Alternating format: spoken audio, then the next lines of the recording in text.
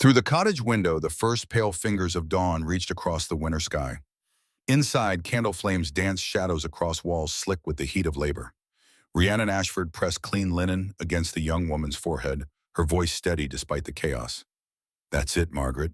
You're doing beautifully. Just breathe."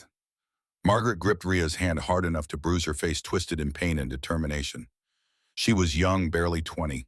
This was her first child. The fear in her eyes was sharp and naked. Rhea knew that fear intimately.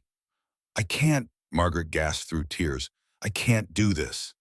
Rhea leaned close, caught the young woman's gaze, and held it. "You can. Your body knows what to do. Trust it." Another contraction rolled through like thunder. Margaret screamed, but it was a warrior's scream, not surrender. And Rhea saw the moment when a woman stops fighting the pain and flows with it instead. When she stops being afraid and becomes something ancient and unstoppable. The baby crowned. Rhea's hands moved with practiced grace, supporting, guiding, never forcing. She had learned this sacred art from Elowen, the silver-haired midwife who had saved her life and her children's lives 5 years ago. "One more push. Give me one more." Margaret bore down with everything she had, and then in a rush of fluid and blood and miracle, a baby slid into Rhea's waiting hands. Tiny, perfect, screaming with the outrage of the newly born. "A girl," Rhea announced, her throat tight. "You have a daughter." She cleaned the infant with swift, gentle hands, wrapped her in soft wool, and placed her on Margaret's chest. The young mother sobbed, but these were different tears now. Joy, relief, love so fierce it hurt to witness. Rhea stepped back, washed her hands in the basin. The water turned pink. Her fingers trembled slightly. They always did after a birth, as if her body remembered that cramped room above a tavern. No husband pacing outside. No family waiting with hope and joy. Just her. Just the babies fighting their way into a world that didn't want them. Margaret's husband burst through the door, his face wild with hope and terror. When he saw his wife, saw his daughter, he fell to his knees and wept like a child. Margaret reached for him with her free hand, and they formed a circle. Mother, father, baby. Complete. Rhea looked away. The ache in her chest was old and familiar, but it still cut deep. She gathered her supplies in silence, moving through the small room like a ghost. Margaret called out her thanks, but Rhea just nodded and smiled and slipped out into the cold morning air before the gratitude could settle on her skin like ash. The walk back to her own cottage took her through the heart of Millbrook, a village so small it barely warranted a name on most maps. That was precisely why she had chosen it. Here at the edge of the kingdom of Thornhaven, where the forest grew thick and wild, a woman could disappear. Smoke rose from chimneys as the village woke. Old Brennan was already at his forge, the clang of hammer on metal ringing out in steady rhythm. Merchant carts rattled down the dirt road. A dog barked. Children's laughter echoed from somewhere nearby. Normal, peaceful, safe. Everything Rhea had never had before she came here. Her cottage sat at the far edge of the village, backed up against the forest. Small but sturdy, with a garden where she grew healing herbs. It wasn't a castle. It wasn't the life she had been promised once in another world that felt like a dream now. But it was hers. She pushed open the door to find her children already awake. Cassian sat at the small wooden table, his silver eyes fixed on a book far too advanced for a 5-year-old. But then Cassian had never been ordinary. From the moment he entered the world, silent and watchful, he had possessed an old soul's gravity. "Mama," he said without looking up, "Mrs. Margaret had her baby." It wasn't a question. Cassian always knew. "She did," Rhea confirmed, hanging her cloak by the door. "A healthy girl." "That's good." His tone was serious, measured. Then finally he looked up at her. "You're tired." Rhea smiled despite her exhaustion. "I'm fine, little love." "You say that a lot. It's not always true." Before she could respond, a whirlwind of energy burst from the bedroom. Seraphiel, called Sarah by everyone who knew her, launched herself at Rhea with absolute faith that she would be caught. And of course she was. "Mama," Sarah squealed, wrapping thin arms around Rhea's neck. "You're back. I missed you so much." Where Cassian was dark and reserved, Sarah was light and warmth incarnate. Her golden eyes sparkled with perpetual joy, and her wild curls bounced as she moved. She was the sun to her brother's moon, and Rhea loved them both with a fierceness that sometimes frightened her. "I was only gone one night, sweetheart." "That's forever," Sarah pulled back, her small face indignant. "Cassian made breakfast, but he burned the porridge." "I did not burn it," Cassian said calmly. "I heated it too long. There's a difference." "It tasted like burned." "Then perhaps you should learn to cook yourself." Sarah stuck her tongue out at her brother. Cassian returned to his book unperturbed. It was their morning ritual, this gentle bickering. It meant everything was as it should be. Safe. Normal. But as Rhea set Sarah down and moved to inspect the questionable porridge, a chill ran down her spine. The same chill she had felt intermittently for the past 3 days. The sense of being watched, of something approaching. She glanced out the window toward the forest. Nothing moved among the trees but wind and shadow. Yet the feeling persisted, a whisper at the edge of her awareness. Mama, Cassian's voice pulled her back. He was watching her with those two knowing eyes. What's wrong, Mom? Nothing, just tired like you said. She forced brightness into her tone. Why don't you both play outside while I rest for a bit? Cassian's gaze lingered on her face a moment longer, weighing, assessing. Then he nodded slowly and closed his book. Come on, Sarah. Let's go see if the kittens in the barn have opened their eyes yet. Sarah's resulting squeal nearly shook the rafters. She grabbed her brother's hand and dragged him toward the door. Cassian went willingly, but he looked back at Rhea once before leaving. That look said he knew she was lying. He always knew. The door closed behind them and Rhea was alone. She sank into the chair Cassian had vacated, her body suddenly too heavy to support. The exhaustion wasn't just physical. It was the weight of 5 years of constant vigilance. 5 years of looking over her shoulder. 5 years of knowing that the peace she had built could shatter at any moment. Because men like Dorian Blackwood didn't stop searching. And fathers like Alaric Ashford never forgot a debt they believed was owed. Her hand drifted to her stomach, an unconscious gesture. Empty now, but once it had carried the weight of 2 lives, 2 miracles she hadn't known she was creating until it was almost too late. The memory rose like a tide, and this time Rhea didn't fight it. 5 years ago, she had been a different person entirely. Rhiannon Ashford's second daughter of Lord Alaric had been nobody special in a court full of extraordinary people. Her older sister Morgana possessed beauty that made men stupid and cunning, that made them dangerous. Rhea had neither. She was plain quiet, easily overlooked, which was why when Alpha King Dorian Blackwood chose her as his mate, the entire kingdom had gasped in collective shock. Dorian. Even now, 5 years later, his name could make her heart stutter. Tall and broad-shouldered, with dark hair that always seemed slightly disheveled and silver eyes that saw everything. He moved through the world with the unconscious grace of apex predators, commanding respect without effort. And he had chosen her. The courtship had been brief but intoxicating. Private conversations in moonlit gardens, his hand at the small of her back during formal dinners, the way he looked at her as if she were the only person in the room, the only person who mattered. You're different from the others, he had told her once, tucking a strand of hair behind her ear. They all want something from me. Power, status, wealth. But you just want to be seen. And he had seen her, or so she had believed. 2 months before the wedding, Rhea had felt the first stirrings of change in her body. Nausea that came and went like waves, a tenderness in her breasts, a strange fluttering sensation deep in her belly. Elowin, the court healer, had examined her with knowing eyes and gentle hands. You're with child, my dear, perhaps 8 weeks along. The news should have brought joy. Instead, it brought terror, because bearing the Alpha King's heir before the mating ceremony was complete would give her father, Lord Alaric, exactly the leverage he had always wanted: control over the succession, control over the throne. Rhea had kept it secret, told no one. Not Dorian, not Morgana, not even her lady's maid. She had planned to reveal it on their wedding night in private, when it would be a gift between mates rather than a political weapon. She had been so naive. The night before the ceremony, Rhea couldn't sleep. Excitement and anxiety warred in her chest. Tomorrow she would bind her life to Dorian's forever. Tomorrow she would become queen. Tomorrow everything would change. She wandered the castle in her nightgown, bare feet silent on cold stone. The moon was full, pouring silver light through the arched windows. Garlands of winter jasmine hung everywhere, filling the corridors with sweetness. Everything was ready. Everything was perfect. Except for the wrongness that pulled at her chest. She found herself walking toward Dorian's chambers without conscious decision. Perhaps she just needed to see him. Perhaps she needed reassurance that this was real. But as she approached his door, she heard voices. Low, intimate, a woman's laugh, throaty and familiar. Rhea's hand froze on the door handle.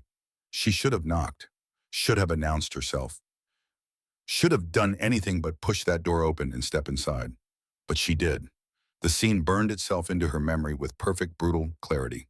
Dorian pressed against the far wall, a woman wrapped around him, hands in his hair, mouth on his throat, his hands gripping her waist, pulling her closer. And the woman's face tilted toward the door with a smile of pure, vicious triumph. Morgana, her sister, her beautiful, cunning, ambitious sister. For a moment, the world went strange and distant, sounds muffled as if Rhea were underwater. Her vision tunneled until all she could see was that smile, that knowing, satisfied smile. "Oh," Morgana said, her voice like honey laced with poison.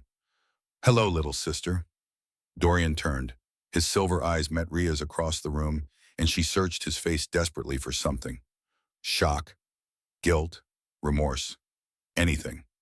But his expression was flat, cold, empty of recognition.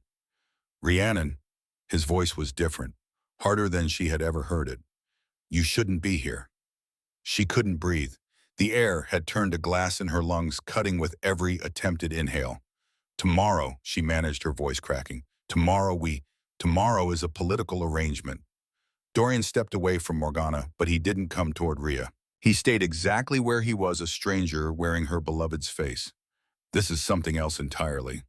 Morgana laughed, covering her mouth delicately with one hand. "Did you really think he loved you?" The question struck like a physical blow. Rhea staggered backward, her hip hitting the doorframe. The pain was sharp and grounding, a small hurt to anchor her against the larger one threatening to consume her whole. "I know this must be confusing," Dorian continued, his tone patient, condescending. "Our mating will proceed as planned. You'll give me heirs, attend court functions. Beyond that, I have no use for you." "No use for you." The words echoed in Rhea's skull. Her wolf, the primal part of her that connected to the moon, and the wild howled inside her chest. A sound of pure anguish that she barely managed to keep trapped in her throat. Her hand moved unconsciously to her stomach, to the secret growing there. The children, though, she didn't know it yet that she had been so eager to share with him. No use. She stumbled back another step, then another. "Where are you going?" Morgana called, her voice light with amusement. "The ceremony is tomorrow. You can't run away from your duty." But she could. She was running before the conscious decision formed. Flying through the castle corridors past startled servants, through the great hall with its carefully arranged flowers and ceremonial banners. Her bare feet slapped against stone, then grass, then the soft earth of the forest floor. She ran until her lungs burned, until her legs gave out, until she collapsed at the base of an ancient oak and sobbed so hard she thought her body might shatter from the force of it. Hours passed. Dawn began to lighten the sky. Somewhere behind her, the castle would be stirring. People would be looking for the missing bride. Rhea pressed both hands to her stomach, trying to steady her breathing. Inside, her cells were dividing and multiplying, building two tiny hearts that would soon beat in rhythm with her own. Hearts that belonged to children who would never know their father. Because she couldn't go back. The thought of standing before the kingdom, binding herself to a man who saw her as nothing but a vessel, was unbearable. A village, she thought desperately. A remote village where no one knew her name. She could work as a healer. She had always had a gift for it. She could disappear. She could become no one. She could keep her babies safe. Rhea stood on shaking legs and made herself walk away from everything she had ever known. She didn't look back. Not at the castle rising in the distance. Not at the life she had almost lived. She simply walked until the kingdom of Thornhaven was nothing but memory.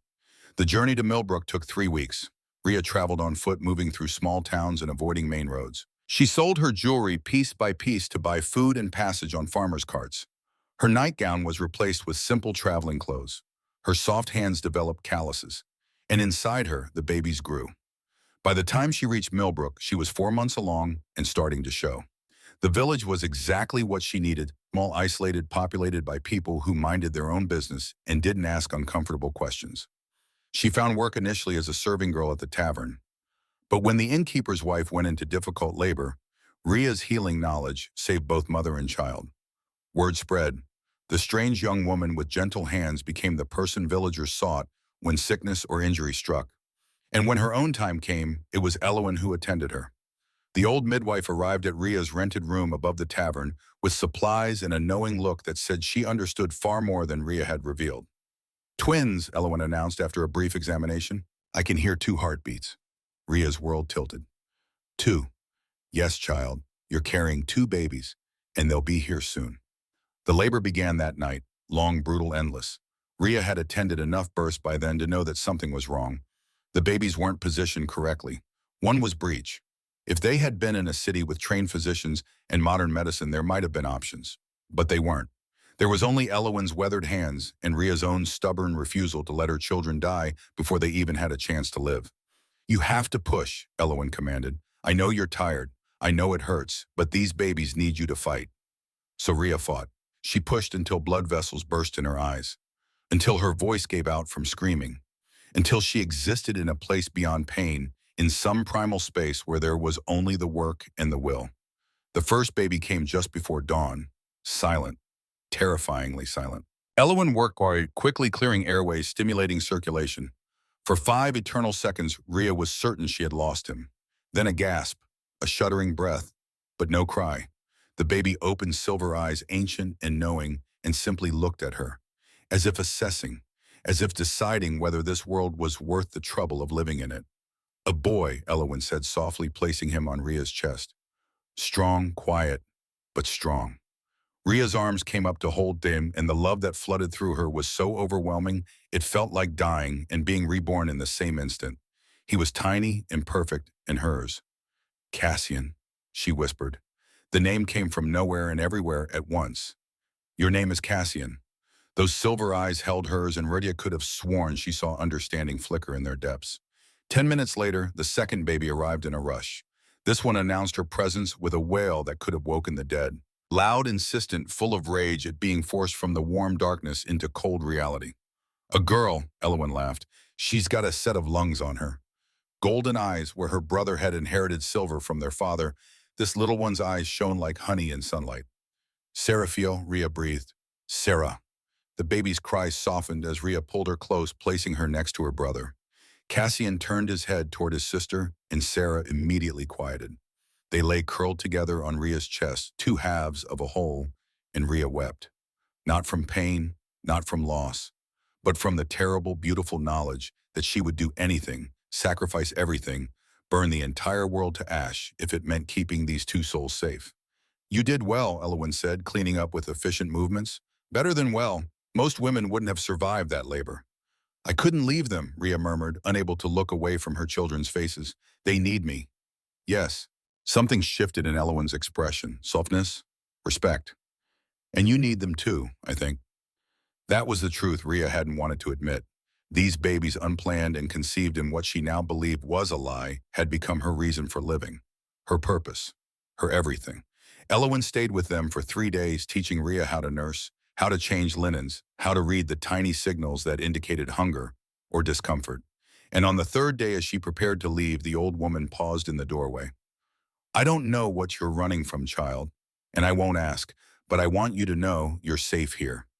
Millbrook looks after its own. Tears pricked Ria's eyes. Thank you. Don't thank me yet. Raising 1 baby is hard. Raising 2 alone. Elowen shook her head. You'll need help. I'll come by when I can. She kept that promise. Over the following months and years, Elowen became the grandmother Ria's children had never known. The mentor who taught Ria not just midwifery but the deeper mysteries of healing. The friend who never questioned and never judged. And slowly, painfully, Ria built a life. 5 years passed in the rhythm of seasons and children's laughter. Cassian grew into a serious, thoughtful boy who spoke little but noticed everything. He taught himself to read from books Ria borrowed from the village's small collection. He could identify every plant in her garden by sight and smell. And sometimes, when he thought no one was watching, he would go very still, his eyes distant, as if listening to something only he could hear. Sarah was his opposite in every way. She collected friends like flowers, charming everyone she met with her sunny disposition and infectious laugh. She sang constantly made-up songs about birds and butterflies and the adventures she would have when she grew up. And she loved with a wholeness that sometimes terrified Ria, because love like that could be weaponized by cruel people. They were extraordinary, both of them, and Ria lived in constant fear that someone would notice. But Millbrook was kind. The villagers accepted the strange healer woman and her unusual children without question. Old Brennan taught Cassian metalwork. Merchant Anna let Sarah help arrange flowers in the market stall. They had community, safety, peace. Until the morning Ria returned from Margaret's birth with that chill of premonition running down her spine. The feeling persisted through the day. Ria tried to rest, but sleep wouldn't come. Every sound made her jump. Every shadow seemed to hide threats. By evening, her nerves were stretched, so thin that when Cassian dropped a cup she nearly screamed. "Sorry, Mama," he said, looking at her with concern. "Are you sick?" "No, sweetheart, just tired." But he didn't believe her. And neither did Sarah, who climbed into Ria's lap and wrapped small arms around her neck. "Don't be sad," the little girl whispered. "We love you so much." Ria held her daughter tight, breathing in the scent of sunshine and innocence. "I love you too, both of you, more than anything in this world or any other." That night, she lay awake listening to the children's breathing from the small bedroom they shared. Cassian's slow and measured, Sarah's soft and quick, the sounds of her entire world contained in two small bodies. When she finally slept, her dreams were full of silver eyes and betrayal, and running through endless forests toward a safety that never came. She woke to the sound of horses. Multiple horses moving fast, the thunder of hooves against earth growing louder with each heartbeat. Ria was out of bed and at the window in seconds, her heart in her throat. 12 riders crested the hill at the edge of the village. 12 men in black and silver livery, the royal guard, and at their head, mounted on a midnight stallion, was a ghost from her past. Dorian Blackwood. He looked exactly as she remembered, and nothing like she remembered. The same sharp jaw, the same silver eyes, the same presence that seemed to bend reality around him. But he was thinner now, paler. There were shadows under his eyes that hadn't been there before, and something in his posture spoke of exhaustion so deep it had become part of him. Ria's hands gripped the windowsill hard enough to hurt. 5 years. 5 years of peace. And somehow she had always known deep down that it couldn't last forever. Behind her, she heard the children stirring. "Mama?" Cassian's voice alert despite the early hour. "There are horses." She turned to find both of them standing in the bedroom doorway. Cassian watchful. Sarah uncertain. "I know, loves. Go back to bed. It's nothing." But Cassian's eyes met hers and the lie crumbled between them. "It's not nothing," he said quietly. "Is it?" Before Rhea could answer, a knock sounded at the door. 3 sharp raps. Authoritative, demanding. Her wolf rose close to the surface, defensive and desperate. Every instinct screamed at her to grab the children and run. But where the riders surrounded the village, there was nowhere left to hide. Another knock. Harder. "Stay here," she told the children. "No matter what you hear, stay in this house." Cassian's jaw tightened. He looked like he wanted to argue, but he nodded and pulled Sarah back into the bedroom, closing the door. Rhea crossed to the front door. Her hand trembled as she reached for the handle. 5 years of peace ending in a single moment. She opened it. Dorian stood on her doorstep, and for a long, terrible moment, neither of them spoke. Up close, the changes in him were more pronounced. New scars on his hands, lines around his eyes that hadn't been there, and something in his gaze that looked almost like devastation. "Rhiannon," he said, and her name was a ragged breath. She gripped the door frame to keep from swaying. Hearing him say her name again, after 5 years of silence, was like a knife between her ribs. "You need to leave," she managed. "I've been searching for you for 5 years. Then you've wasted 5 years. I have nothing to say to you." He flinched as if she'd struck him. "Please, just let me." "Let you what?" Her voice cracked with fury she hadn't known she still carried. "Explain? Apologize. Tell me it meant nothing while you had your hands all over my sister." Pain flashed across his features, but it was Ria's pain reflected back at her from eyes that had once looked at her with something she'd believed was love. "I need to tell you what really happened that night," he said. "I know what happened. I saw you, Dorian. I heard what you said, that I was nothing but a political arrangement, a vessel for heirs." The color drained from his face. "That's impossible. I never—" "Don't!" She raised a hand, cutting him off. "Don't stand there and lie to my face. I may have been naive 5 years ago, but I'm not that girl anymore." His jaw clenched. "Rhiannon, I swear to you I was drugged that night. I woke up hours later with no memory of what happened.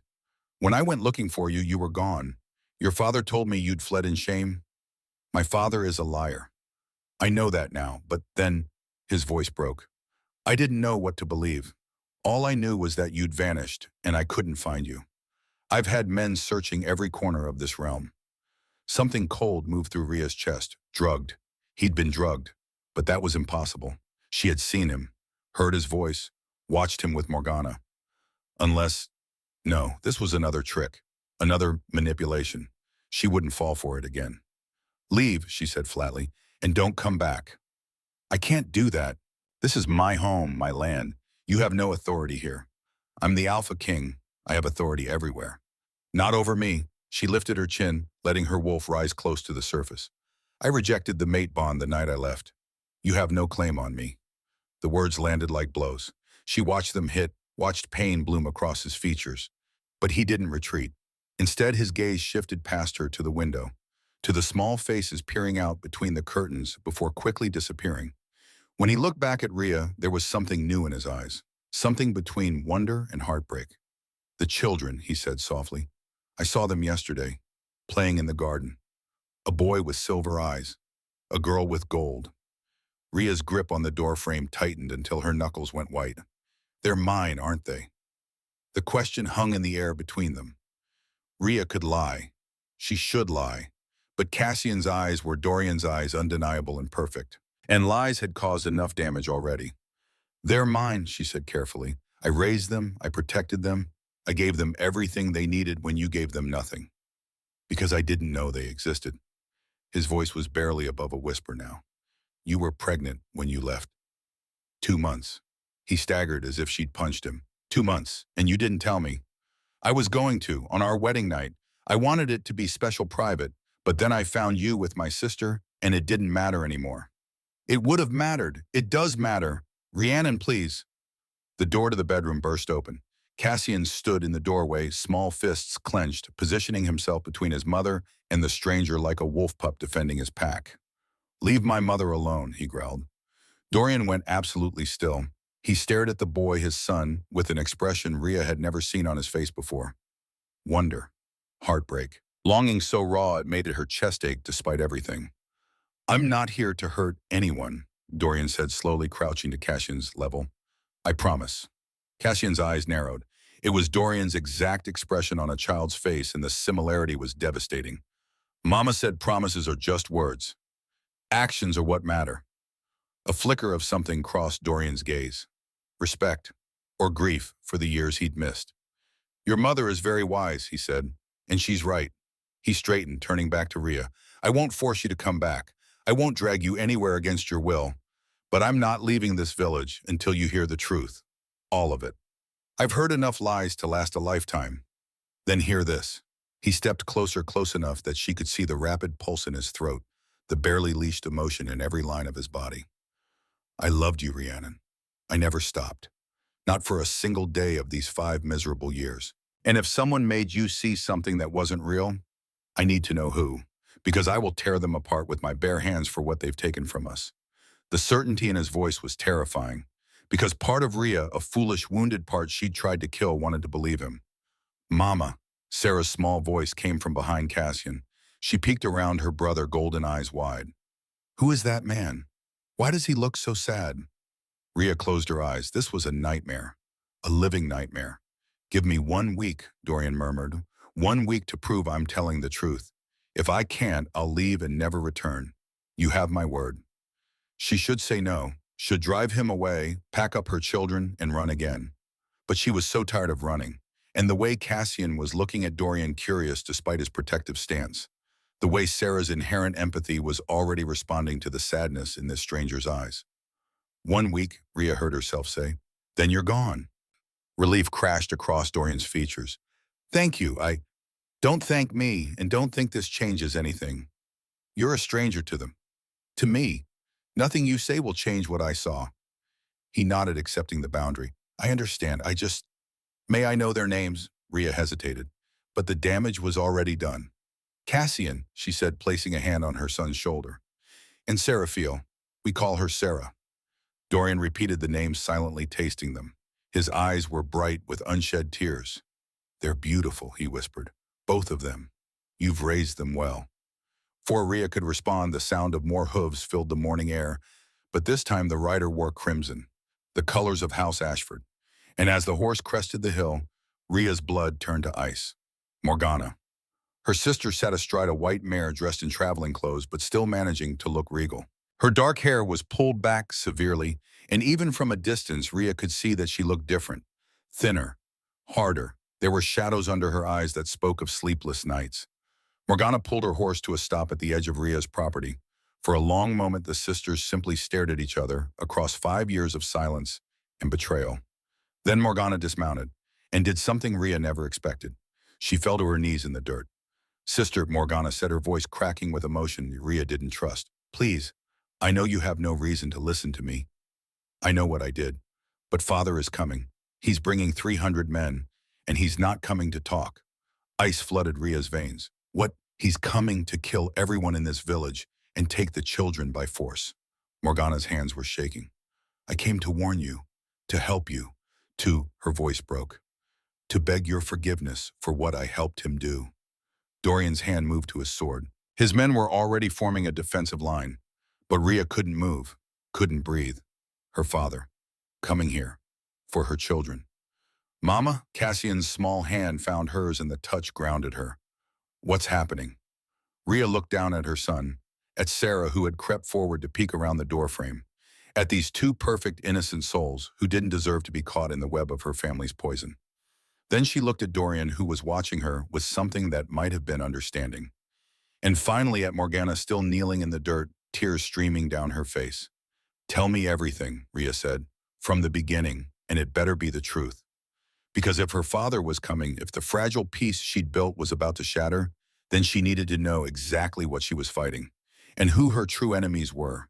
The sun rose higher, burning away the morning mist. And in that small cottage at the edge of the world, 5 years of lies were about to unravel. One way or another, the truth would set them free, or destroy them all.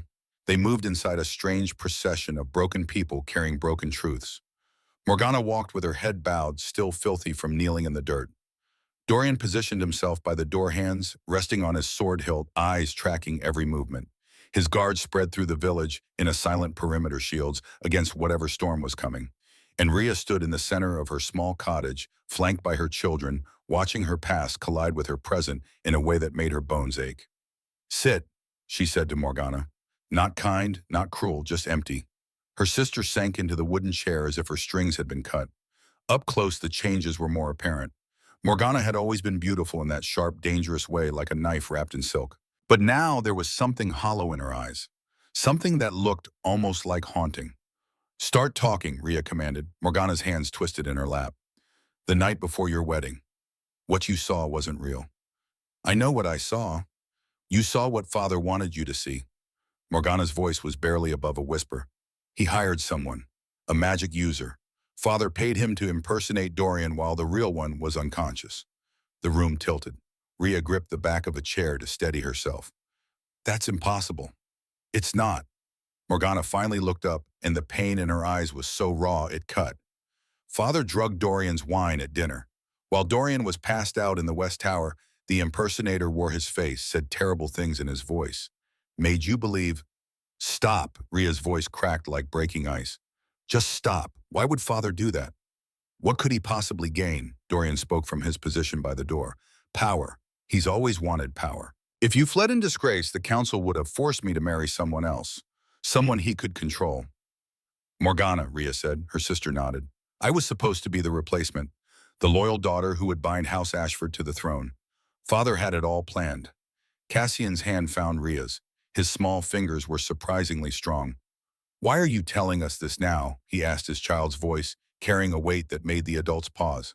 Morgana's gaze shifted to the boy, and something flickered across her face. Grief, maybe, or recognition of what her actions had cost. Because father has gone too far. Because I can't, her voice broke. I can't watch him hurt more people. Not anymore. You helped him. Rhea's fury was cold and precise. You were there that night. You played your part. You smiled at me while I shattered. I know, and I will carry that for the rest of my life. Tears spilled down Morgana's cheeks, but she didn't wipe them away. But I had my reasons. Terrible reasons, but reasons nonetheless. There's no justification for what you did.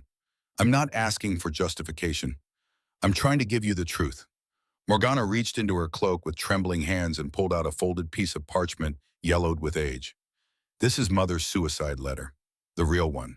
Not the one Father showed the court. The world stopped. Their mother had died 10 years ago, found in her chambers with an empty vial of poison beside her. The official story was illness, a weak heart that finally gave out. But there had always been whispers, suspicions that were never quite voiced aloud. Rhea's hands shook as she took the letter. The paper felt fragile, as if it might crumble to dust at any moment. Her mother's handwriting flowed across the page in elegant script that grew increasingly erratic toward the end. My darling girls, if you are reading this, then I have failed to protect you, and for that I am deeply sorry. Your father is not the man I married. Perhaps he never was. I have discovered terrible things, about his dealings with dark forces. He seeks power beyond what is natural or right. He will use you, both of you, as pieces on his board. Morgana, my fierce one, he will prey on your ambition. He will convince you that loyalty to him is strength. It is not. It is a cage. Rhiannon, my gentle heart, he will try to break your spirit because soft things terrify him. Do not let him. Your gentleness is not weakness. It is the truest form of courage. I tried to leave. I tried to take you both away from here. But Alaric discovered my plans. He gave me a choice drink, the poison willingly, or watch him hurt you. I chose the poison. I will always choose you. Forgive me for not being strong enough to fight him. Forgive me for leaving you alone with a monster. And please, my daughters, take care of each other. You are sisters. You are blood. Do not let him turn you into enemies. I love you both. I love you so much it hurts to breathe. The letter ended there. No signature. Just a smudged thumbprint that might have been blood or tears or both. Rhea read it 3 times before she could process the words. Her mother hadn't chosen death. She had been murdered. Slowly. Deliberately. By the man who should have protected her. He killed her, Rhea whispered. Morgana's sob was harsh and broken. I found this letter 2 years after she died, hidden in a false bottom of her jewelry box. I was 16. I confronted father, and he told me that if I ever spoke of it, he would do the same to you. The pieces clicked into place with sickening clarity. So you became his perfect daughter. I became his weapon. I did everything he asked. Smiled when he told me to smile. Charmed whoever he needed charmed. And when he told me to seduce the Alpha King to position myself as your replacement, I did it. Morgana's hands covered her face. I told myself I was protecting you. That if I played along, he would leave you alone. Let you have your happy ending. But he didn't. No, because you weren't supposed to be happy. You were supposed to be broken, ruined, so desperate that you would come crawling back to him and he could use your disgrace as leverage. Use your children. She choked on the word. Use your children as hostages. Rhea's arms tightened around Cassian and Sarah. Both of them had gone very still, listening to adult truths that no child should have to hear. You should have told me. I tried. Morgana's anguish filled the small room. The night before your wedding, I came to your chambers. Do you remember I asked if you were certain, if you truly loved him? I was trying to give you a chance to walk away before father's plan went into motion. The memory surfaced hazy and incomplete. Morgana in her doorway, unusually serious, asking questions that had seemed strange at the time. I thought you were jealous. I was, but not of Dorian, of your freedom. You were getting out, escaping father's reach, and I was so envious. Morgana's laugh was bitter. But mostly I was terrified, because I knew what was coming and I couldn't stop it. You could have warned me properly. He was watching, always watching. If I had said too much, he would have known, would have hurt you immediately instead of just later. Morgana stood abruptly, began pacing the small space like a caged animal. I made choices, Rhiannon. Terrible choices. I played my part in that awful night, and I will never forgive myself. But I need you to understand I was trying to keep you alive. Dorian's voice cut through the tension. And after Rhiannon fled, what then? Morgana turned to face him, and for the first time, Rhea saw genuine remorse in her sister's expression. I tried to find her. Secretly. I hired trackers, paid informants, followed every lead. When I finally discovered she'd made it to Millbrook, I sent someone to watch over her. Rhea's stomach dropped. Who? The answer came from the doorway. Elwyn stepped into the cottage, her silver hair pulled back in its usual braid, her weathered face carved with lines that spoke of hard truths and harder choices. Me, the old midwife said simply. The betrayal hit like a physical blow. Rhea actually staggered. You, Elwyn's eyes were kind but unflinching. Lady Morgana contacted me 5 years ago, asked me to come to Millbrook to watch over a young woman who would need help. She paid me well. Very well. So everything was a lie. Rhea's voice came out strangled. Our friendship, your kindness, you were just following orders. At first, Elwyn crossed to Rhea and took her hands holding tight when Rhea tried to pull away. At first, yes, I came here because Morgana hired me. But child, what I felt for you, what I feel for these babies, that's real. That was never part of any plan. How can I believe you? Because I stayed. Elwyn's grip tightened. Morgana's money ran out after the first year. She had nothing left to pay me, but I stayed. Because you needed me. Because those babies needed me. Because in 30 years of delivering children, I'd never seen a woman fight as hard as you did to bring them into this world safely. Tears blurred Ria's vision. You should have told me the truth. Yes, I should have. And I'm sorry, I'm so deeply sorry. Elowyn released her hands and stepped back. But I'm telling you now, everything Morgana said is true. Lord Alaric is coming, and he's not the kind of man who negotiates. Sarah tugged at Ria's skirt, her golden eyes wide with fear. Mama, I don't understand. Why does grandfather want to hurt us? The question hung in the air, innocent and devastating. Ria crouched down, bringing herself to her daughter's eye level. Because some people are sick inside, sweetheart. And they try to make everyone around them sick too. But we're not sick. No, little love. We're strong, and we're going to stay strong together. Cassian's expression was far too serious for a 5-year-old. Are we going to have to fight? Before Ria could answer, Dorian spoke. I won't let it come to that. I'll position my men around the village. We can fortify. 300 against 12. Morgana shook her head. Father isn't stupid. He knows you're here, Your Majesty. He's been watching this village since you arrived. He waited for you to find Rhiannon because he wants you both in the same place. Why? Because then he can destroy you together. Morgana's voice was hollow. Kill you, take the children, claim they're the last heirs of House Ashford. Raise them to be his puppets. He's been planning this for 5 years. Ria's mind raced. 300 men, trained mercenaries if Alaric had the money and motivation. Against 12 royal guards, 1 alpha king, and a village of farmers who had never held weapons for anything more dangerous than hunting deer. They were outnumbered, outmatched, and she had 2 small children to protect. There has to be another way, she said. Dorian's jaw set in a hard line. I could call for reinforcements. My full army is 3 days away at minimum, Morgana interrupted. Father will be here by dawn tomorrow. You don't have time. The hopelessness of the situation pressed down on Ria like a physical weight. After everything, after 5 years of building a safe life for her children, it was all going to end in blood and fire. Then we run, she said. We take the children and we disappear again. There's nowhere left to run. Dorian's voice was gentle but firm. Rhiannon, if Alaric has been tracking us this long, he'll just follow again. And next time there might not be warning. He was right. She knew he was right. But the alternative was unthinkable. I won't let my children become casualties in my father's war for power. They won't be. Dorian crossed the room and slowly, carefully placed his hands on her shoulders. I promise you, Rhiannon, I will die before I let anything happen to them. The certainty in his voice sent a chill through her. Because she could see it in his eyes. He meant it. He would sacrifice himself for children he'd only just learned existed. Why? The word escaped before she could stop it.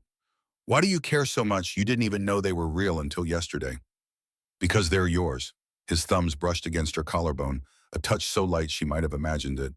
And because some part of me always knew the truth and I couldn't let it go. Ria wanted to pull away, wanted to maintain the walls she'd built so carefully over 5 years of solitude. But Cassian was watching with those 2 knowing silver eyes. And Sarah was leaning against her legs, seeking comfort in the storm. I don't know if I can trust you, Ria admitted. I know, but maybe you can trust this. I'm here. I'm not leaving. And I will do whatever it takes to keep you and our children safe. Our children. The words settled over Ria like a blanket, warm and terrifying. A knock at the door shattered the moment. One of Dorian's guards stood in the doorway, his face grim. Your Majesty, riders approaching from the south. 20 of them. They're flying Lord Ashford's colors. Morgana went pale. He's sent an advance party. He's testing your defenses. Dorian's hand moved to his sword. How long until the main force arrives? If he sent scouts ahead, the bulk of his army will be here by midnight. Morgana's voice shook. He'll attack before dawn when everyone's asleep. Ria's mind raced. Midnight. They had less than 12 hours. Cassian, Sarah. She turned to her children, forcing her voice to stay calm. I need you to go with Elowyn. She's going to take you somewhere safe. No, Sarah's shout was immediate and fierce. We stay with you. Cassian's jaw set in a stubborn line that was pure Dorian. We're not leaving you, Mama. This isn't a discussion. Let them stay. Dorian's interruption was unexpected. Well, not in the fighting, but close enough that we can protect them directly. If we hide them somewhere and Alaric's men find them first. He didn't need to finish the sentence. Ria understood, At least if the children were close, she could fight for them, could put her body between them and any threat. There's a root cellar beneath the village hall, Elowen said. Stone walls, only one entrance. I can take them there. It's defendable. It wasn't ideal, but nothing about this situation was ideal. All right, Rhea knelt and pulled both children into a fierce embrace. You stay with Elowen. You don't come out until Mama, or she hesitated, then forced the words, or your father comes for you. Do you understand? Sarah nodded against her shoulder, but Cassian pulled back his silver eyes, searching Rhea's face. You're going to fight grandfather. If I have to, yes. Good. The word was cold, hard, completely at odds with his child's voice. He deserves it. The darkness in that statement chilled Rhea to her core. Her son, her gentle, serious boy, had hate in his heart. Because of her. Because of the poison her family carried. Cassian. He hurt grandmama.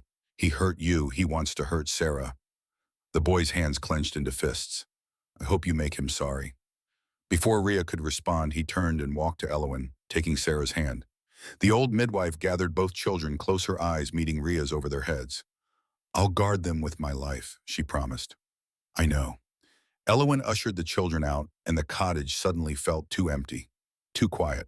Morgana stood by the window staring out at the approaching riders. I should go, she said softly. If Father's men see me here, they'll know I betrayed him. It'll make things worse. Stay. The word came from Dorian. You have information we need. Battle formations, supply lines, weaknesses in Alaric's strategy. He's my father. He's a monster. Dorian's voice was iron. And you said yourself you can't watch him hurt more people. So help us stop him. Morgana's shoulders shook. For a long moment she didn't speak. Then quietly, his men are mercenaries, loyal to gold, not cause. If we can cut off their payment, they'll scatter, Rhea finished. Father keeps his gold in a locked chest, 3 guards on it at all times. Morgana turned from the window. But there's a weakness. The commander of his mercenary force is a man named Garrett.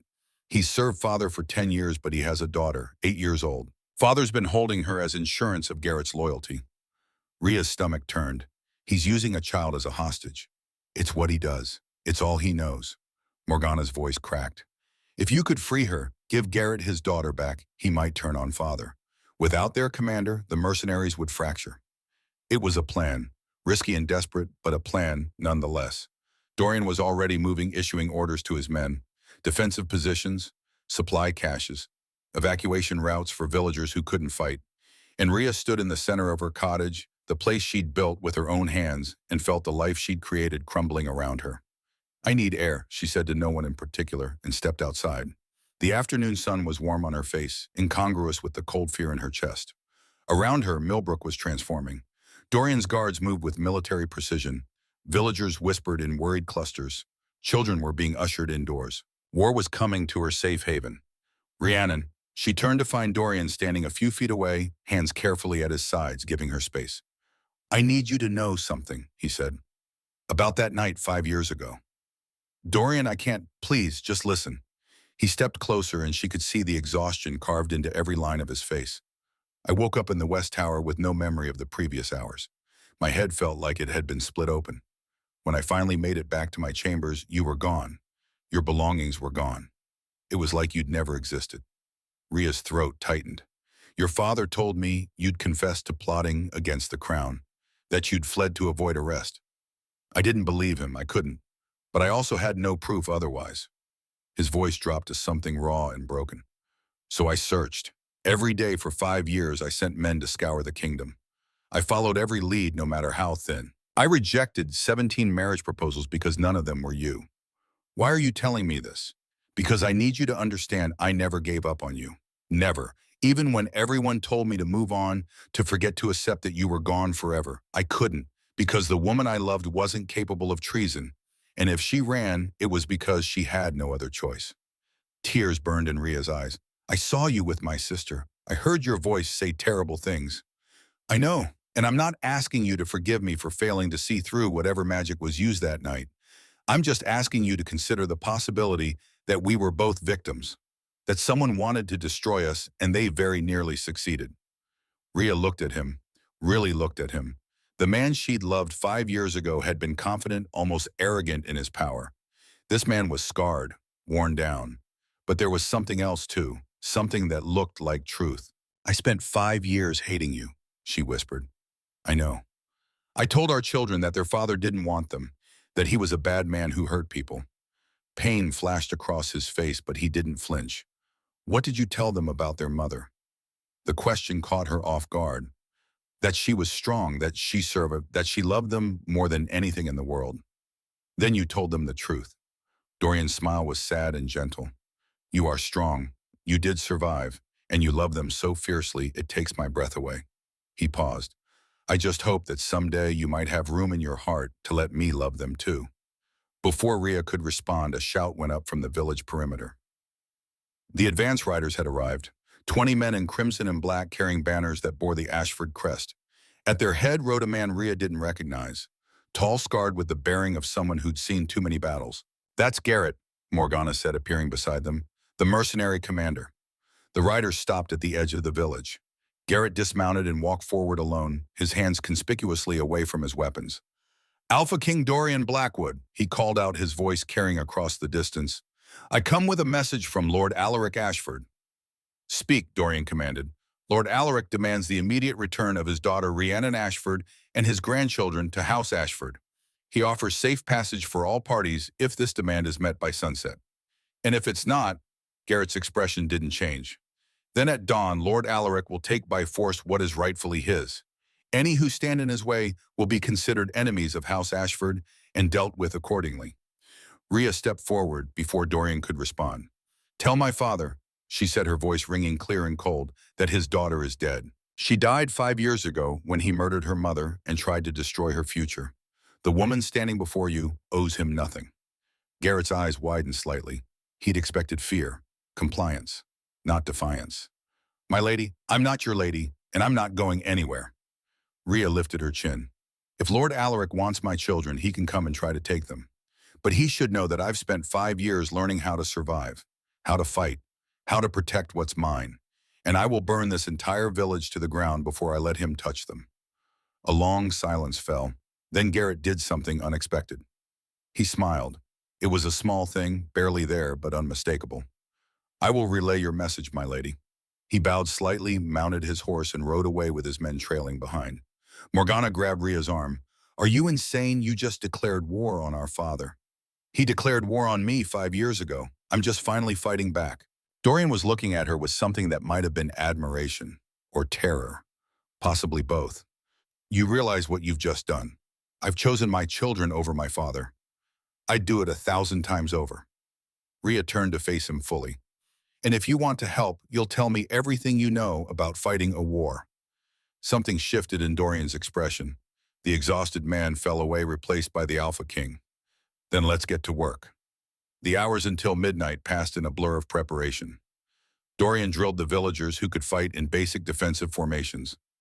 Rhea prepared medical supplies, remembering every lesson Elowen had taught her about battlefield injuries. Morgana drew maps of Alaric's camp layout, marking positions of guards and supply wagons. And as the sun set, painting the sky in shades of blood and gold, Rhea found herself standing outside the village hall where her children were hidden. She could hear Sarah singing inside, her voice muffled by stone, but still recognizable. Some made-up song about birds and butterflies, as if the world weren't ending around them. She has your voice. Rhea turned to find Dorian standing behind her. She has her own voice. She just doesn't know it yet. And Cassian, what does he have? Your eyes, your stubborn streak. Rhea allowed herself a small smile. Your absolute certainty that he's right about everything.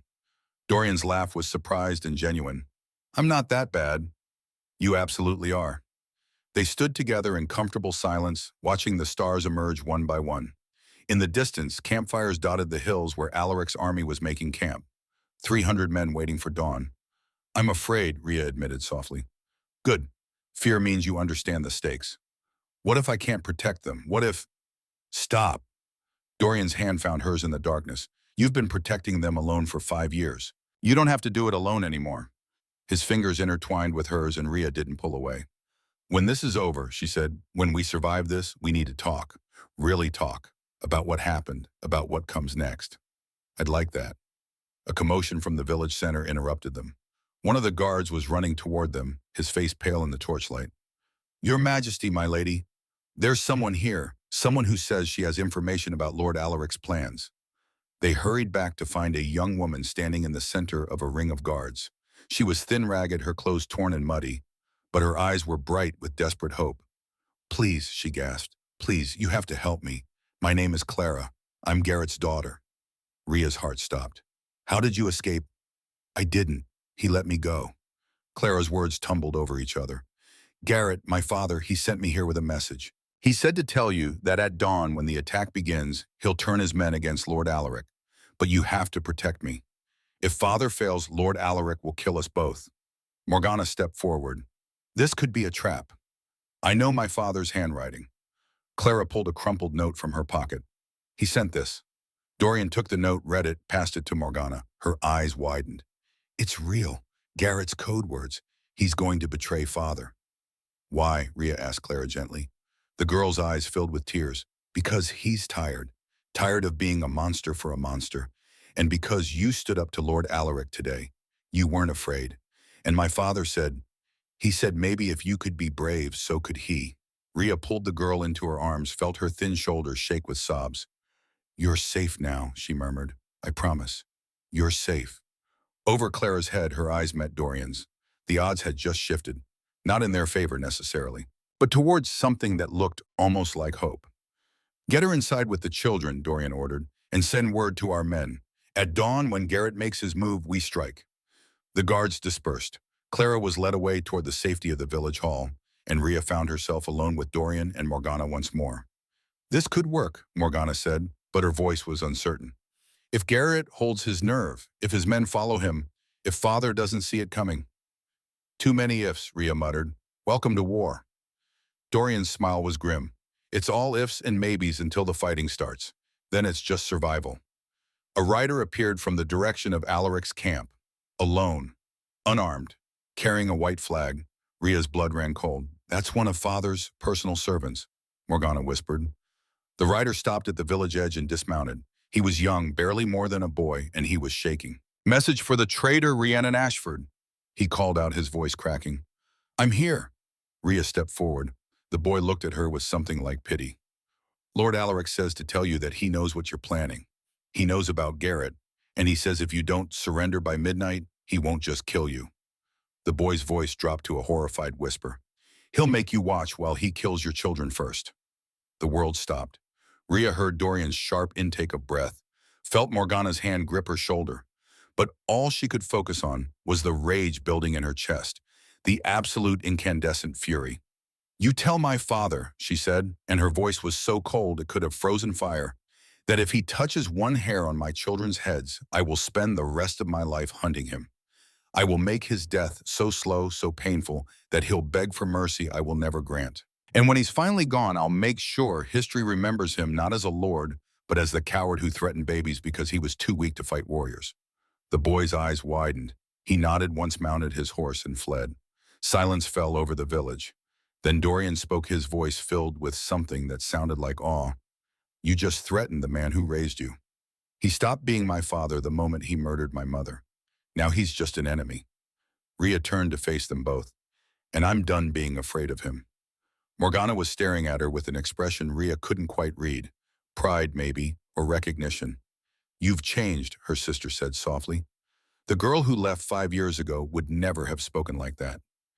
That girl died in a tavern room while giving birth alone. The woman who survived is someone different. Ria's jaw set. Someone who will do whatever it takes to protect her children. A bell began to toll in the village center. Midnight. The deadline had passed. And from the hills around them, war drums began to beat. A steady, ominous rhythm that echoed through the darkness. Alaric's army was on the move. Dorian's hand found Ra's again. Whatever happens, we face it together. She looked at him, at the man she'd loved and lost and found again, at the father her children had never known, at the stranger who was somehow becoming familiar again. Together, she agreed, but even as she spoke, a new commotion erupted from the village hall. Someone was screaming. Ria ran her heart in her throat. Please not the children. Please not. She burst through the door to find chaos. Elowyn was on the ground, blood pooling beneath her head. Clara was sobbing in the corner, and Cassian stood in the center of the room, his small fists raised, silver eyes blazing with fury. "They took Sarah," he shouted. "Men came through the back entrance. They took my sister." The world tilted. "Who?" Rhea grabbed his shoulders. "Who took her?" "Grandfather's men." They knew exactly where to look, like someone told them. Cassian's gaze shifted to Clara, and the accusation in his eyes was damning. The girl shrank back. I swear I didn't tell anyone." But Morgana was staring at Clara with growing horror. "You're not Garrett's daughter. You're too old. His daughter is 8. You're at least 12. Clara's face crumpled, not with guilt, with despair. "I am Garrett's daughter, but he has 2. I'm the older one, the one Lord Alaric kept hidden." She looked up at them with tear-streaked cheeks. "I'm sorry, I'm so sorry, but he said if I didn't help him, he'd kill my sister. My real sister. She's only 8. She's so little. I couldn't—" Rhea didn't wait to hear more. She was already running toward the door, toward the darkness, toward wherever they'd taken her baby girl. But Dorian caught her, his arms like iron around her waist. "Stop. You'll get yourself killed. Let me go. They have Sarah." "I know," his voice cracked with anguish. "I know, and we'll get her back. But not like this. Not by running into an ambush." Rhea fought him, her wolf surging forward, desperate and wild. But he held her, absorbing her struggles until her strength gave out and she collapsed against him, sobbing. "She's 5 years old," Rhea gasped. "She's just a baby. She must be so scared." I know. Dorian's arms tightened around her. "But Alaric won't hurt her. Not yet. She's his leverage. He'll use her to make us surrender." Morgana's voice was hollow. "He'll keep her alive until he has what he wants, Rhiannon's submission, the throne, everything." Cassian walked to his mother, his small face set in lines no child should wear. "I want to fight," he said. "I want to help get Sarah back." "No." Rhea's voice was firm despite the tears. "Absolutely not. But you stay here, safe, because I can't lose both of you." She cupped his face in her hands. "Do you understand? I need you to be safe." The boy's jaw clenched, but he nodded. And as Rhea held her son, feeling his small heart beating against her chest, she made a promise to herself. She would get Sarah back, no matter what it cost, no matter who she had to become. Her father wanted a war. He was going to get one. Dawn broke red and angry across the hills. Rhea stood at the village edge, her hands steady despite the chaos raging inside her chest. She hadn't slept, couldn't sleep. Every time she closed her eyes, she saw Sarah's face, heard her daughter's laugh, felt small arms wrapped around her neck. Somewhere in her father's camp, her baby was alone and terrified. The thought made Rhea's wolf howl for blood. "The men are in position," Dorian said, appearing beside her. His armor caught the dawn light, turning him into something that looked carved from shadow and steel. "When you give the word, we attack." "No." He turned to her, confusion flickering across his face. "What? No attack. Not yet." Rhea's voice was calm in a way that frightened even her. "I'm going to talk to him. Rhiannon, that's suicide. It's strategy." She finally looked at Dorian, and whatever he saw in her eyes made him step back. "My father wants me broken, wants me begging. He's expecting an attack, expecting violence, so I'm going to give him something he doesn't expect. Which is the truth." Morgana emerged from the village hall, her face pale but determined. "She's right. Father feeds on fear and anger. If you attack, you're playing his game. But if you negotiate, he could just kill her." Dorian's jaw clenched. "Take what he wants and walk away." "He won't." Rhea touched his arm, felt the tension thrumming through him. "Not while he thinks there's a chance I'll surrender. He wants me alive, submissive, under his control. That's always been what he wanted." A rider appeared on the hill, one man carrying a white flag. Garrett, the mercenary commander, rode slowly down to meet them, his scarred face unreadable. When he was close enough to speak without shouting, he dismounted. "Lord Alaric offers terms," Garrett said. His voice was rough like gravel over stone. "Lady Rhiannon surrenders herself and both children. The Alpha King and his men retreat. No one else dies." "And if we refuse," Dorian asked, "then at full dawn we attack. 300 men against your 12. Garrett's eyes found Rhea's. "Your daughter is unharmed. Lord Alaric keeps her in his personal tent. She's asking for her mother." The words were a knife between Rhea's ribs. She pressed a hand to her stomach, forcing herself to breathe. "I want to see her." "That can be arranged. Lord Alaric anticipated you might wish to negotiate personally." Garrett paused. "He's willing to meet you, lone, unarmed. in the field between our forces. Absolutely not, Dorian said immediately. But Rhea was already nodding. Tell him I accept. Rhiannon said, this is my choice, Dorian. She turned to face him fully. My father, my battle, and my daughter. Her voice softened. But I need you to do something for me. Anything. If this goes wrong, if he takes me and the children, I need you to promise you won't let it destroy you. Promise me you'll keep fighting, keep living. His silver eyes were bright with unshed tears. I can't promise that. Then promise me you'll try. She reached up, touched his face. Promise me you'll be the king this realm needs, even if I'm not here to see it. Dorian caught her hand, pressed his lips to her palm. Come back to me. To us. Please. I'm going to try. She pulled away before her resolve could crumble. Turned to Morgana. If I don't return, you will. Morgana's voice was fierce. But if you don't, I'll raise Cassian myself. Teach him everything Mother taught me. Make sure he knows his worth isn't measured by Father's poison. Cassian appeared in the doorway of the village hall. His small face was set in grim lines. Mama, don't go. Rhea crossed to him and knelt so they were eye to eye. I have to, little love. Sarah needs me. We both need you. I know, and that's why I'm coming back. She pulled him into a fierce embrace. You're my brave boy, my strong, wonderful boy, and when I return, we're going to be a family again. All of us, I promise. Promises are just words. Then watch my actions. She kissed his forehead. I'm walking into that field to save your sister. That's love. That's truth, remember it. She stood, nodded to Garrett. Take me to him. The walk across the field felt endless. Behind Rhea, Dorian and his men formed a defensive line. Ahead, Alaric's army spread across the hills like a stain. 300 men all watching her approach. One woman, unarmed, alone. Garrett walked beside her, silent and watchful. Why are you helping us? Rita asked quietly. Because I'm tired of serving monsters. His voice was barely above a whisper. I've done terrible things for your father. Hurt people who didn't deserve it. And for what gold security? He shook his head. My daughters deserve better than a father who kills for money. Does Alaric know about your plans? He suspects, but he thinks fear will keep me loyal. Garrett's smile was bitter. He's wrong. They reached the center of the field. A tent had been erected there, white silk billowing in the morning breeze. 2 guards stood at the entrance, hands on their weapons. Lady Rhiannon to see Lord Alaric, Garrett announced. The guards parted, and Rhea stepped inside. Her father sat in a carved wooden chair that looked almost like a throne. Alaric Ashford was older than she remembered, thinner. His silver hair had gone completely white, and there were new lines carved deep around his eyes and mouth. But his gaze was the same, cold, calculating, empty of anything resembling love. And there, huddled in the corner behind him, was Sarah. Mama? The little girl tried to run forward, but one of the guards caught her, held her back. Let her go. Rhea's voice was ice. Alaric raised one hand. The guard released Sarah, and she flew into Rhea's arms, sobbing. Mama, I was so scared. They took me and I called for you, but you didn't come. Shh, sweetheart. I'm here now. I'm here. Rhea held her daughter tight, breathing in the scent of her hair, feeling the rapid beat of her heart. Alive. Unharmed. Safe for this moment. Touching, Alaric said, but ultimately pointless. You know why you're here, Rhiannon.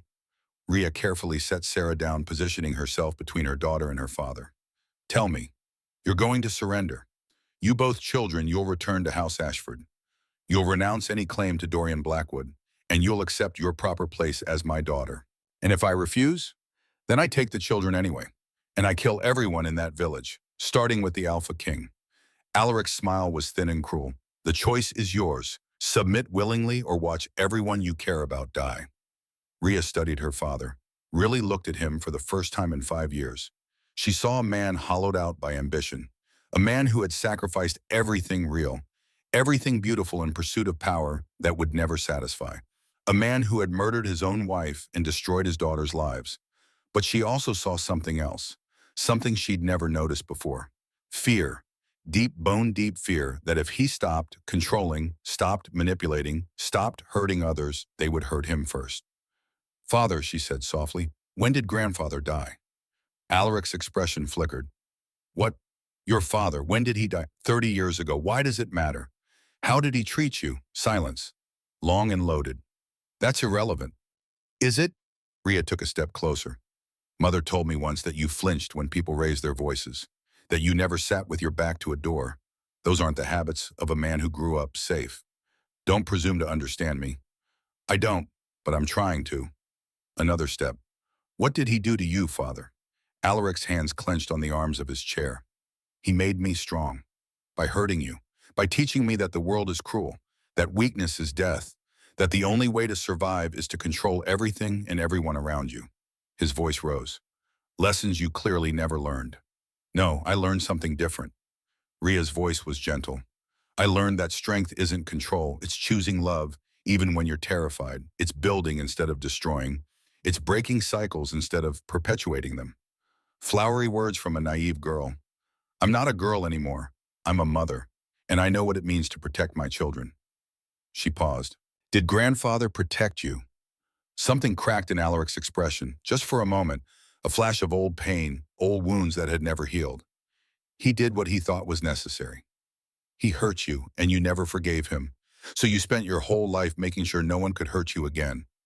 Ria's throat tightened, even if it meant hurting everyone else first. You don't know what you're talking about. I know you killed Mother because she tried to leave. I know you manipulated Morgana into believing loyalty meant self-destruction. I know you tried to destroy my life because I dared to be happy.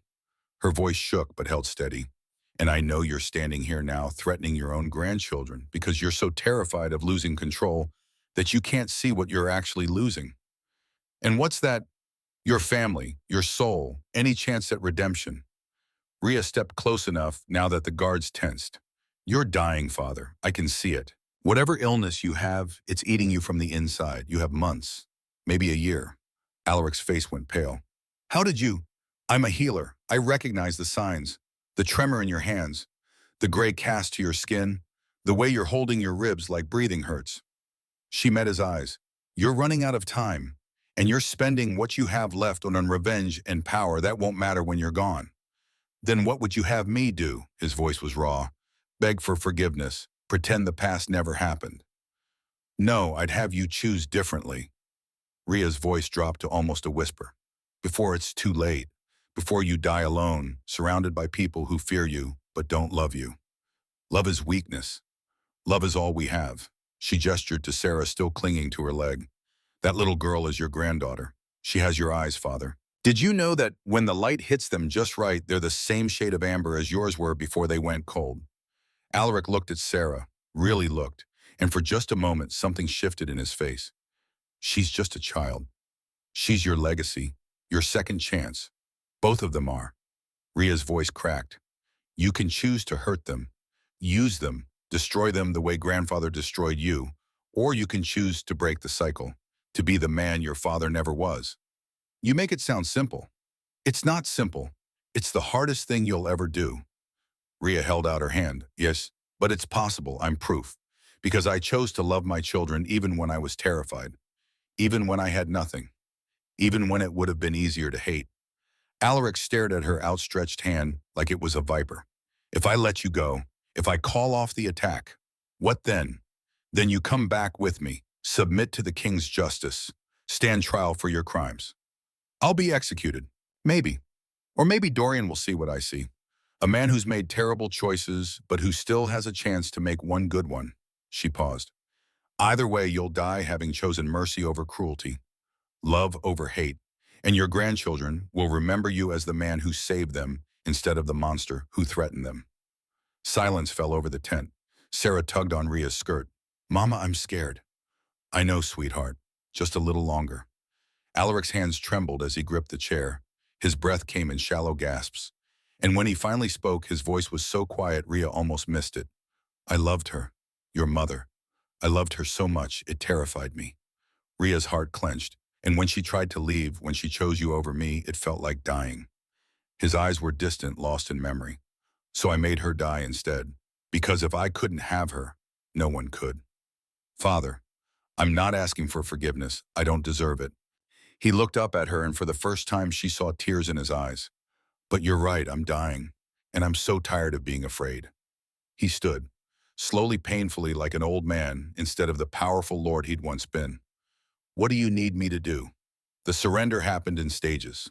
First, Alaric walked out of the tent with Rhea and Sarah. The sight of them together unharmed sent a ripple of confusion through both armies. "Stand down," Alaric commanded his men. "Lower your weapons." Garrett stepped forward. "My lord, I said stand down. The attack is cancelled." Alaric's voice carried across the field. "Lady Rhiannon and her children are free to go." Stunned silence. Then chaos. Mercenaries shouting questions. Guards demanding clarification. The whole careful structure of Alaric's army fracturing like ice. Garrett caught Rhea's eye. She nodded. And he turned to his men. "You heard Lord Alaric, weapons down. Anyone who disobeys will answer to me." Slowly, reluctantly, the mercenaries began to comply. Dorian was already running across the field, his face wild with relief and disbelief. He reached them, dropped to his knees in front of Sarah. "Are you all right? Did they hurt you?" "I'm okay, Papa." The words slipped out naturally, unconsciously. "Mama saved me." "Papa." Sarah had called him Papa. Dorian's eyes flooded with tears. He looked up at Rhea, and the emotion in his face was so raw it hurt to witness.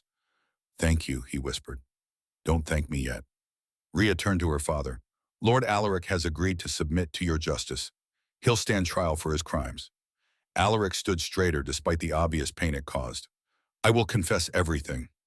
The murder of my wife, the conspiracy against the crown, the attempt on Rhiannon's life, all of it." Dorian rose slowly, his hand moving to his sword. For a long moment, he simply stared at the man who had caused so much suffering. "Give me one reason I shouldn't kill you right here." "I can't. I deserve death." Alaric met his gaze steadily. "But my daughter asked me to choose mercy, so I'm choosing to face justice instead of continuing to run." "Justice," Dorian's laugh was bitter. "You've escaped justice for decades." "I know, and I'm ready to pay the price." Something shifted in Alaric's expression. "But before I do, I need to tell you something. About the night Rhiannon fled, I hired the impersonator, paid him well to destroy your relationship with my daughter. But the plan went deeper than that. I had men positioned to kill Rhiannon if she tried to expose the truth. She was supposed to die that night." Horror crashed over Rhea. "What?" "The moment you stepped into those chambers and saw what you thought was Dorian betraying you, my men were waiting in the corridor. They were supposed to silence you permanently." Alaric's jaw clenched. "But you ran faster than they expected. By the time they reached your chambers, you were already gone. You tried to have me murdered. Yes, and when that failed, I spread the rumor that you'd committed treason. Hoped the kingdom's hunters would find you before you could tell anyone the truth." He paused. "But you disappeared so completely, even they couldn't track you." Rhea swayed.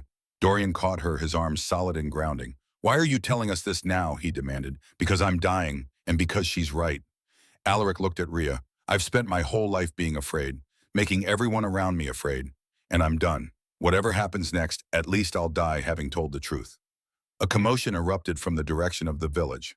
Cassian was running across the field, Elowen chasing after him with surprising speed for her age. The boy didn't stop until he reached them, throwing himself at Sarah with enough force to knock her over. "You're safe, you're okay." He hugged his sister fiercely, his small face buried in her hair. "I'm okay, Cass. Mama saved me." "I know. Mama saves everything." He looked up at Rhea, his silver eyes bright with unshed tears. "I was so scared." Rhea knelt, gathering both children into her arms. "We're all safe now, all of us." "Even grandfather?" Sarah asked, looking at Alaric with curious, golden eyes. The question hung in the air. Alaric stared at his granddaughter, this small, perfect child who looked at him without fear, who saw him as a person instead of a monster. "I don't know, little one," he said softly. "That depends on a lot of things." A woman's scream cut through the moment. Morgana was running toward them, her face streaked with tears, not tears of fear, tears of desperate hope. "Father, oh gods, Father, you're alive. You're actually alive." She reached Alaric and stopped uncertain. He stood rigid, hands at his sides. "Morgana, I thought when you said you were confessing, I thought they'd kill you immediately. I thought—" Her voice broke. "I'm not dead yet. I'm so sorry. For everything. For not being strong enough to stop you. For not protecting Rhiannon, for all of it." Morgana's hands twisted together.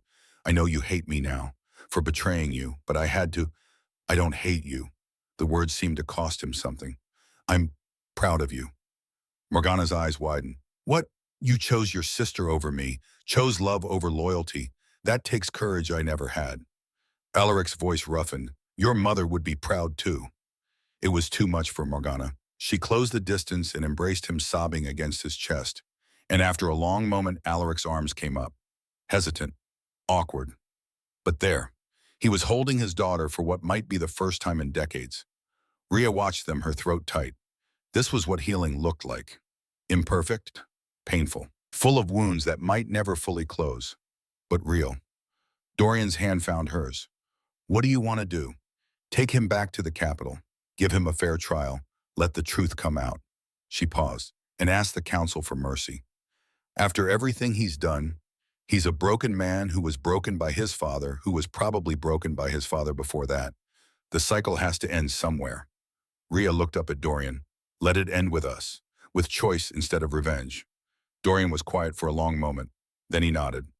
Alaric Ashford, you are under arrest for conspiracy against the crown, murder, and treason. You will be transported to the capital to stand trial. Do you submit willingly? I do, Your Majesty. Then on your honor, surrender your weapons and your command. Alaric unbuckled his sword belt, handed it to Garrett. The mercenary commander took it with something like respect in his eyes. The men are yours now, Garrett. Use them better than I did. I will, my lord. And just like that, it was over. No battle, no bloodshed, just a broken man choosing truth over lies, mercy over cruelty. The journey back to the capital took 5 days. Alaric rode in a prisoner wagon, but at Rhea's insistence, he wasn't chained. Morgana rode beside him, and in quiet moments, Rhea saw them talking, saw her sister's face go through 100 different emotions. Anger, grief, understanding. Healing was messy, but it was happening. Sarah and Cassian rode with Dorian perched in front of him on his massive horse. Cassian peppered him with questions about being king. Sarah sang made-up songs that made even the guards smile. And Rhea watched it all, her heart full of something that felt almost like peace. On the third night, as they camped beneath the stars, Dorian found her sitting alone by the fire. Can I join you? It's your camp. It's our camp. He settled beside her, close but not touching. How are you holding up? I don't know. Ask me after the trial. Rhiannon, he turned to face her fully. What you did back there, talking to your father instead of fighting. That took more courage than any battle. I just couldn't see another way. Violence would have meant more death, more trauma for the children. She stared into the flames. I wanted them to see a different path. They saw their mother be extraordinary. His hand found hers. I saw it too. She let her fingers intertwine with his. I meant what I said earlier, about talking, about what happens next. I'm listening. Rhea took a deep breath. I loved you. 5 years ago, I loved you so much it terrified me. When I thought you'd betrayed me, it broke something inside. I know. Let me finish. She squeezed his hand. It broke something, but I built myself back, became someone stronger, someone who could survive without you. She finally looked at him. But watching you with our children these past days, seeing how you've changed, how you've grown, I think maybe I could love you again. If we took it slow, if we built something new instead of trying to resurrect something dead. Dorian's eyes were bright in the firelight. I would like that. Very much. No grand gestures, no immediate marriage, just time to get to know each other again. Time, he agreed, as much as you need. And the children come first, always. Always. They sat together in comfortable silence, hands linked, watching the fire dance. From the wagon where Alaric was kept, Rhea heard her father coughing, a wet, rattling sound that spoke of deteriorating health. He really is dying, she said quietly. Does that change anything? It means forgiveness is complicated. He might not live long enough to earn it fully. She paused. But I'm going to try anyway. Not for him, for me. So I don't carry his poison forward. You're remarkable, you know that. I'm tired, there's a difference. Dorian's laugh was soft and genuine, and when he leaned over to kiss her forehead, she let him. Baby steps towards something that might become love again. The trial was held 3 weeks later in the grand hall of the palace. The entire court attended, nobles in their finest clothes, commoners crowding the galleries. Everyone wanted to see the notorious Lord Alaric Ashford brought to justice. Rhea sat in the front row, flanked by Morgana and Elwyn. The children were with Dorian's guards, too young to witness this. Alaric stood in the center of the hall, thinner than ever, his hands shaking slightly. But his voice was clear as he confessed. Everything, the murder of his wife, the conspiracy against the crown, the attempt on Rhea's life. He spoke for 3 hours, laying out decades of manipulation and cruelty in excruciating detail. The court was silent as death. When he finished, the Chief Justice stood. Lord Alaric Ashford, you have confessed to crimes worthy of execution. Have you anything to say before we pass judgment? Alaric looked directly at Rhea.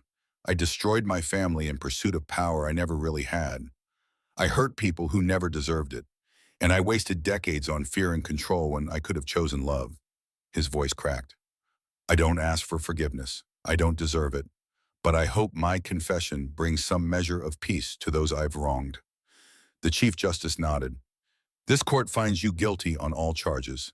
The sentence is mercy. Every head turned to find Rhea standing. I'm sorry, Lady Rhiannon. I'm asking for mercy. She walked forward, her voice steady. Lord Alaric is dying. He has months at most. I'm asking the court to commute his sentence from execution to life imprisonment. Let him spend his remaining days making amends instead of ending them on a scaffold. Gasps rippled through the hall. He tried to have you killed, someone shouted. I know, and I'm choosing to forgive him anyway. Rhea turned to face the court. Because I refuse to let his cruelty turn me cruel. I refuse to perpetuate the cycle of violence that destroyed my family. And I refuse to teach my children that revenge is the same as justice. Silence. Then Morgana stood. I support my sister's request. More murmurs. Then surprisingly, Garrett rose from where he sat among the witnesses. The mercenary companies support mercy. Lord Alaric's honesty today prevented a war. That deserves recognition. One by one others stood, common people whose lives had been touched by Rhea's healing work, nobles who respected her courage, even some of Dorian's council. The Chief Justice looked at Dorian. Your Majesty, what say you? Dorian stood. His gaze found Rhea's across the crowded hall. I say Lady Rhiannon has shown more wisdom in 5 minutes than this court has shown in 5 decades. He looked at Alaric.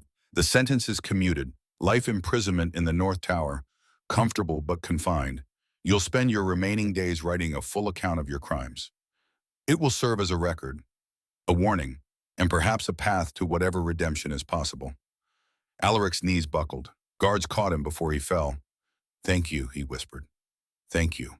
The trial ended, the crowd dispersed, and Rhea found herself face to face with her father, guards between them. Why, he asked hoarsely, after everything, why show me mercy? Because someone has to break the cycle. Might as well be me. She paused. And because Sarah asked me this morning why you were sad. She said sad people need hugs, not punishment. A sound escaped Alaric that might have been a laugh or a sob. She's a better person than I ever was. Yes, and I'm going to make sure she stays that way. Rhea held his gaze. Use the time you have left well, Father. Write the truth. Own what you did. Give your grandchildren something to learn from instead of something to hide. I will. I promise. The guards led him away, and Rhea stood in the great hall feeling the weight of what she'd done settle on her shoulders. Morgana appeared at her side, slipping her hand into her sister's. You did good, little sister. Did I? Or did I just make it easier for history to forget what he did?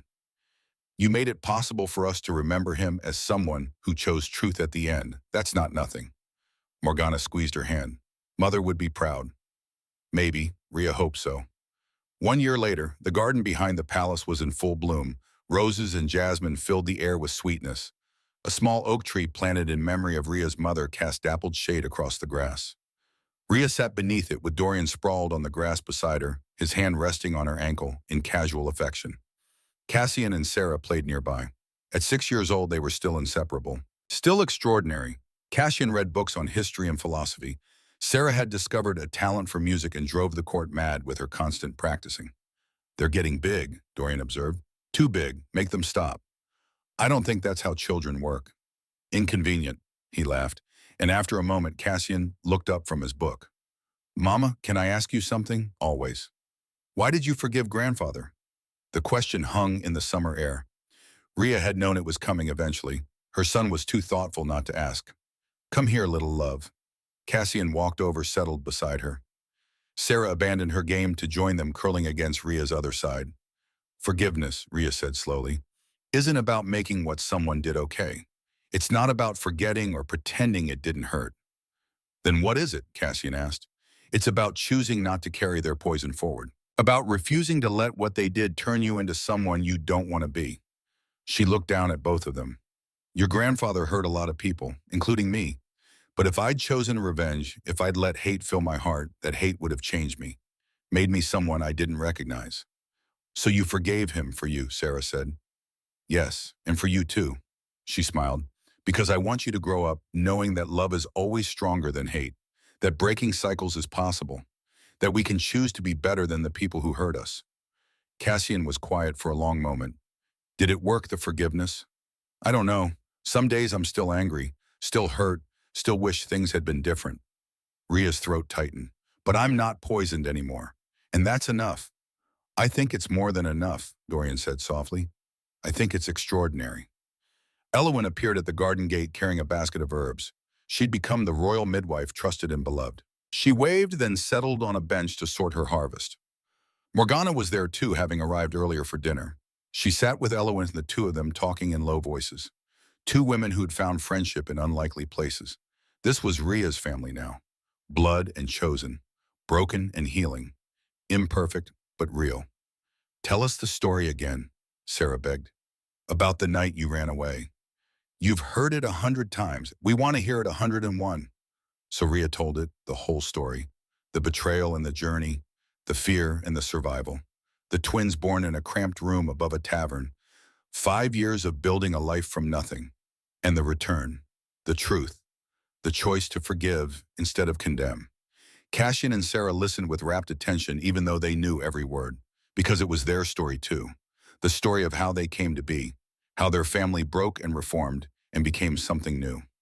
When she finished, Cassian asked one more question. Do you regret it running that night? Ria considered. I regret the pain, the wasted years, the things we all lost. But I don't regret who I became. And I don't regret having you two all to myself for those 5 years. Even though it was hard, especially because it was hard. Easy things don't teach us much. She smiled. Besides, if I hadn't run, I never would have learned how strong I really am. And neither would you. Sarah snuggled closer. You're the strongest person in the world, Mama. Not in the world, just strong enough for what I needed to be. Dorian cleared his throat. There's something I need to tell you both. Ria turned to look at him, and the expression on his face made her heart skip. What is it? Your mother and I have been talking. About the future. About our family. He glanced at Ria, seeking permission. She nodded, her chest tight with anticipation. And we've decided that in a few months we're going to have another ceremony. A proper mating ceremony. To make official what's already true in our hearts. You're getting married. Sarah bounced with excitement. More than that, Ria said softly. We're completing the bond. Becoming a family in every way that matters. Cassian's expression was serious, but there was warmth in his silver eyes. Good, it's about time. Everyone laughed at that, even Cassian eventually.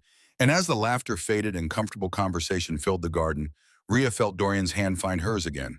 She squeezed back a silent acknowledgement of everything they'd been through, everything they'd survived, everything they'd built together. 6 months ago, her father had died quietly in his cell. His memoirs were published as promised, a warning to future generations. Morgana had used her inheritance to open a sanctuary for women and children fleeing abuse, naming it after their mother. The cycles were breaking, slowly, painfully, but breaking nonetheless. There's one more thing, Dorian said, his voice dropping to something private meant only for Ria's ears.